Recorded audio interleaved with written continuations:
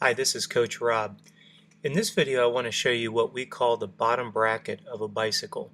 This is what your crank arms are attached to, and this is what allows your bicycle to pedal forward as you press down on the pedals and it distributes through the crank arm. As the chainring pedals forward, obviously it moves you in a forward direction. What I want you to understand is this is what we call top dead center, this is what we call 3 o'clock, this is what we call 6 o'clock, and this is what we call 9 o'clock, just as if you're looking at a clock on the wall. Now what I want you to recognize is that the pedal platforms need to be level, and what you have to envision is that your foot is clipped into the pedal. Okay?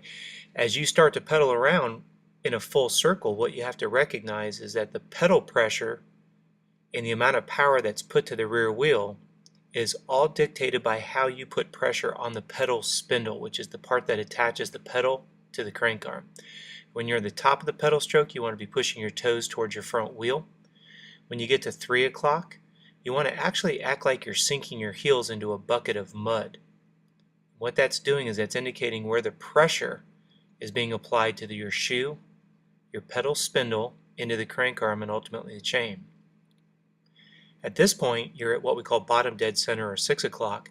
This is where you want to act like you're scraping mud off the bottom of your shoe and pulling it towards the back of the bicycle.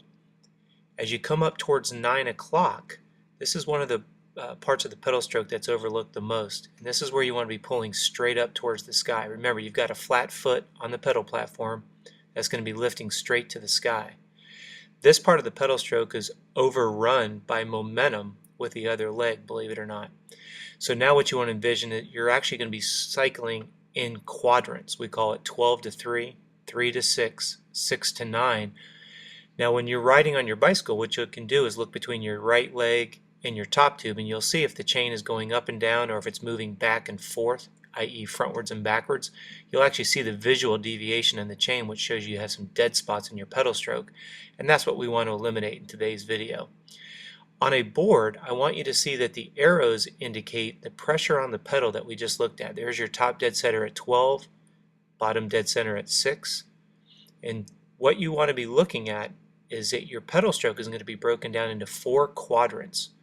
Obviously 12 to 3, 3 to 6, 6 to 9, 9 to 12.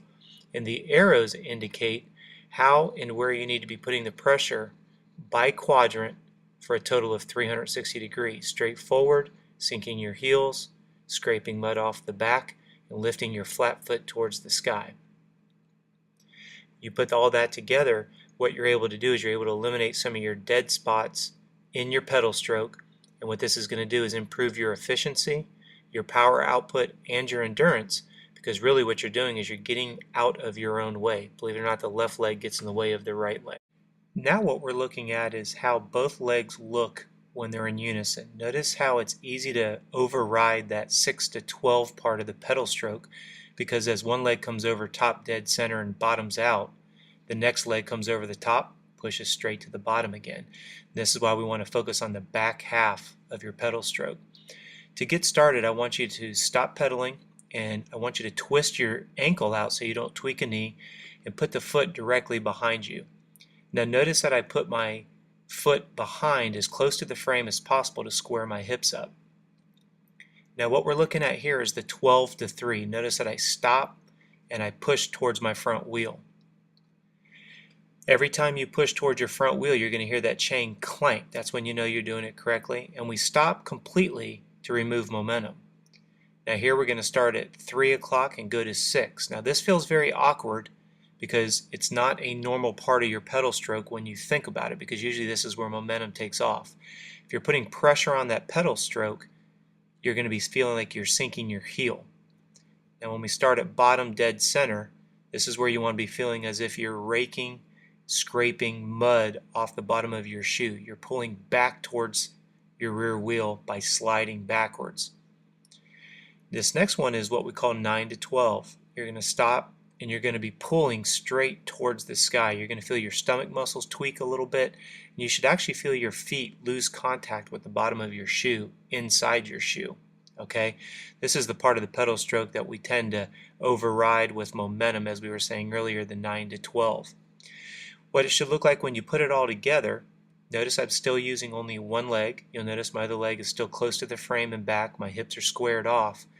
And what I'm doing is I'm looking down between my right leg and my top tube, and I'm looking at my chain, trying to identify any dead strokes, any dead parts of my pedal stroke, where I'll notice the chain starts to clank. Now right there what I did was I was letting momentum get a hold of me, so I stopped the bike completely and I resumed, trying to keep as much pressure on the pedal as I can for 360 degrees. Now in between doing the isolated leg drill on my right and my left leg, I just spin easy for a couple minutes. And what I'm just trying to do is get my hips square back up.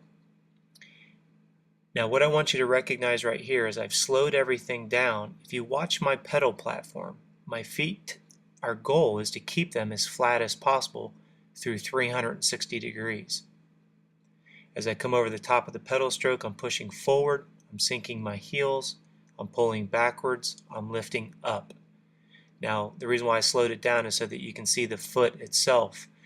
When you slow everything down, you start to recognize that momentum can be your best friend or your worst enemy, and when it comes to efficiency on the bicycle, you want to really be thinking about your pedal stroke in 4 quadrants, as we've discussed in this video today. Go back to normal pedal stroke. This is about an 80 cadence. Notice that the chain is staying nice and tight. Again, this is a mental conscious choice and an effort. So I hope you found this advantageous. Please visit us at coachrobb.com.